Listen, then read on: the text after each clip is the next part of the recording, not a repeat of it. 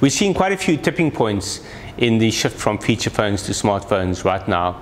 The big one was in 2013 when for the first time in South Africa more smartphones were sold than feature phones, and that process is intensifying in 2014.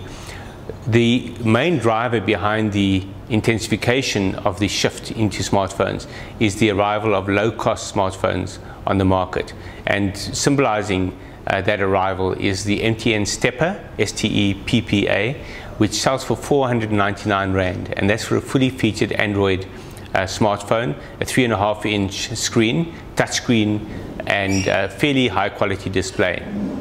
One of the big drivers of smartphone take-up in the low-income segments of the markets is the rapid rise of social media, and in particular Facebook in the South African market. Right now there are about 11 million Facebook users in South Africa, and that continues to rise fast, largely on the back of the mobile versions of Facebook, Facebook Chat, Facebook Messenger, and those kind of applications are really driving not just the use of smartphones, but also the demand for smartphones.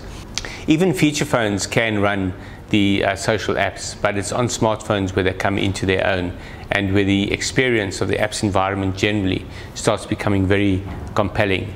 And the word is filtering down through the low end of the market that these are the phones to get. So if you are going to spend between 300 and 600 Rand on a feature phone, which is where the average feature phone sits, then chances are you're now more likely to buy a smartphone, which costs between 400 Rand and 800 Rand.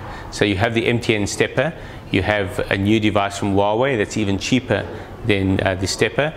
You have the Vodafone Smart Mini, which came out last August and costs around 799 Rand. Now the new version of that device is probably going to arrive in the market later this year, probably at a much lower cost.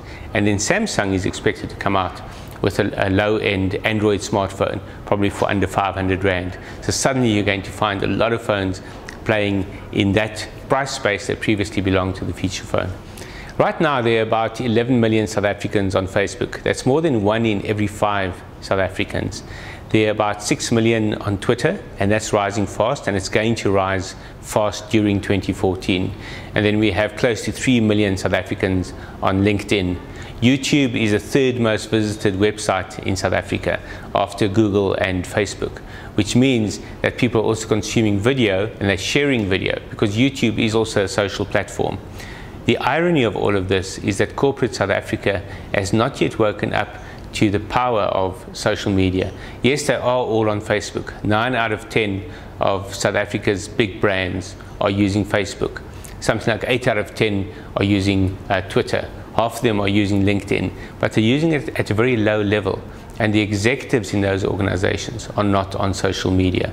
So when you're not getting executive understanding, let alone buy-in of this environment, then how do you expect the organization to be effective users of these platforms? Probably the saddest development in social media use in corporate South Africa in the past year was the departure of 2 CEOs, Peter Uys from Vodacom and Michael Jordaan from FNB, because they were the iconic tweeting CEOs.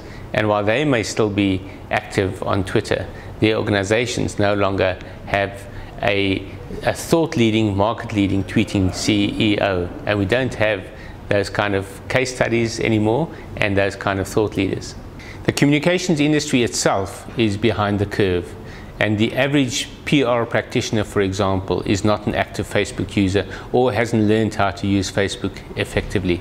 So if the communications professionals themselves haven't got to grips with these platforms, then you can't expect their clients to either get to grips with it or to be led by the communication consultants in how to get to grips with these kind of platforms.